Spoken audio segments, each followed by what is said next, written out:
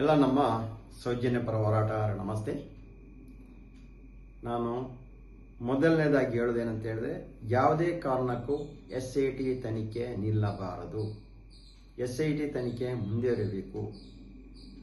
ಏನು ಸತ್ಯಾಸತ್ಯ ಘಟನೆಯನ್ನು SIT ಅವರು ಹೊರಗೆ ತಂದಿರಬೇಕು. ಆದರೆ SITಯಲ್ಲಿರುವಂಥ ಕೆಲವೊಂದು ಅಧಿಕಾರಿಗಳ ವರ್ಗಾವಣೆ ಆಗಬೇಕು. ಇದು ನಮ್ಮ ಉದ್ದೇಶ.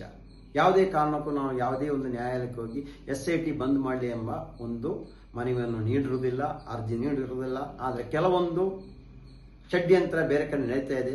ಅದಕ್ಕೂ ನಮ್ಮ ಸೌಜನ್ಯ ಹೋರಾಟಗಾರರು ಯಾವುದೇ ಸಂಬಂಧ ಇರುವುದಿಲ್ಲ.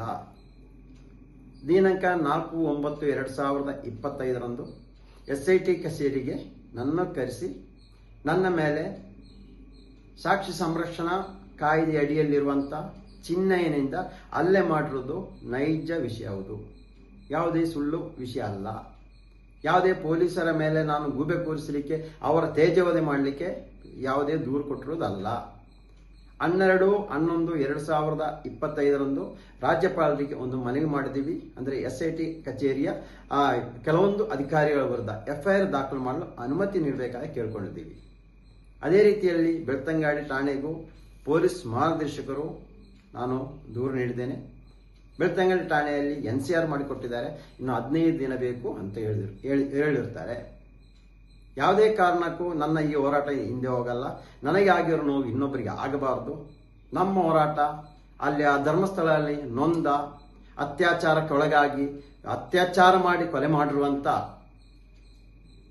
ಏನು ಅತ್ಯಾಚಾರಿಗಳಿದ್ದ ಅವರ ವಿರುದ್ಧ, ಭೂಕಬಳಿಕೆ ಮಾಡುವವರ ವಿರುದ್ಧ, ಅವರ ವಿರುದ್ಧವಾಗಿರುತ್ತೆ ನಮ್ಮ ಹೋರಾಟ.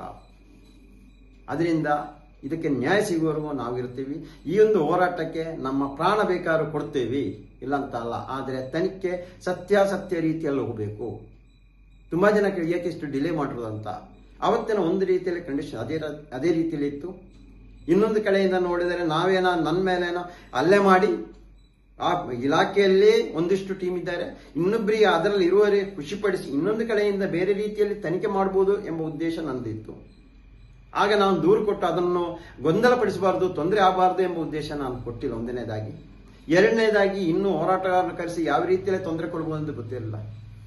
ತಿರುಗಿ ಅಲ್ಲಿ ಒಂದು ಕಡೆಯಿಂದ ಇಲ್ಲ, ನಿಮ್ಮ ಹೆಂಡತಿಯ ಮೇಲೆ ಮಗನಿಗೆ ಪ್ರಾಯ ಆಗಿದೆ, ಮಗನ ಮೇಲೆ ಕೇಸ್ ಮಾಡಿ ನಿಮ್ಮ ಮಗನನ್ನು ತಂದು ಒಳಗೆ ಹಾಕ್ತೀವಿ, ನಿಮ್ಮ ಬೀದಿಗೆ ತರ್ತೀವಿ ಅಂತ ಹೇಳ್ತಾ ಇರೋದು.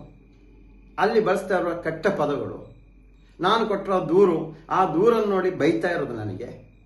ಇದೆಲ್ಲ ನೋಡುವಾಗ ಮುಂದಕ್ಕೆ ದೂರು ಕೊಟ್ಟರು ಏನು ಪ್ರಯೋಜನ ಇಲ್ಲ ಅಂತ ಆಗಿದೆ. ಅಲ್ಲ, ನಾನು ದೂರು ಕೊಟ್ಟರು ಅಷ್ಟೇ ಆಗ್ತಾ ಇರ್ತು. ಅದರ ಪ್ರಕಾರ ನನ್ನ ನೋವಿಗೆ ಮೆಡಿಸಿನ್ ತೆಕ್ಕೊಳ್ಳೋಕ್ಕೋಸ್ಕರ ಉಜಿರೆ ಬೆನಕ ಹಾಸ್ಪಿಟಲ್ ಹೋಗಿರೋದು ಸತ್ಯ. ಹೋಗಿ ಅಲ್ಲಿ ಟ್ರೀಟ್ಮೆಂಟ್ ತಗೊಂಡೆ. ತಿರ್ಗಾ ನಾನು SIT ಆಫೀಸ್ಗೆ ಹೋಗೋ ಮುಂಚೆನೆ SIT ಅಧಿಕಾರಿಯವರು ಬೆನಕ ಹಾಸ್ಪಿಟಲ್ಗೆ ಬಂದು ಅಲ್ಲಿಂದ ನಾನು ಏನು ಟ್ರೀಟ್ಮೆಂಟ್ ತಗೊಂಡೆ ವರದಿ ತೆಕ್ಕೊಂಡಾರೆ.